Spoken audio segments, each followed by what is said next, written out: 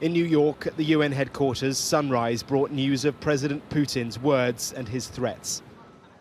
He had spoken while leaders and delegates here at the annual General Assembly were asleep.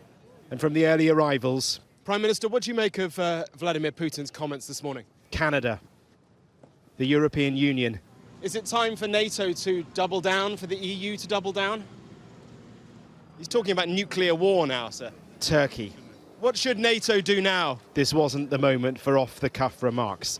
Statements came, Western nations in universal condemnation of Russia. No real change there. It was the day, though, for the American president to deliver his key speech. Well, here he is arriving just now, a little later than planned, and with a speech that has been altered as a consequence of what Mr. Putin has been saying.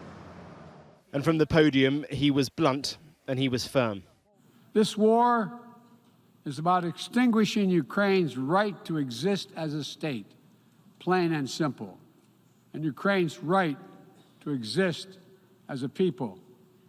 Whoever you are, wherever you live, whatever you believe, that should make your blood run cold. Because if nations can pursue their imperial ambitions without consequences, then we put at risk everything this very institution stands for, everything. On the specifics of the Russian nuclear threat, he had this. We do not seek conflict. We do not seek a Cold War. A nuclear war cannot be won and must never be fought. Then from the chamber to the first meeting with Prime Minister Truss. Ukraine the focus, of course, but an interesting hint of other challenges ahead. And finally, we both are committed to protecting the gains of the Good Friday Agreement in Northern Ireland. And I'm looking forward to hearing what's on your mind and how we can continue to cooperate.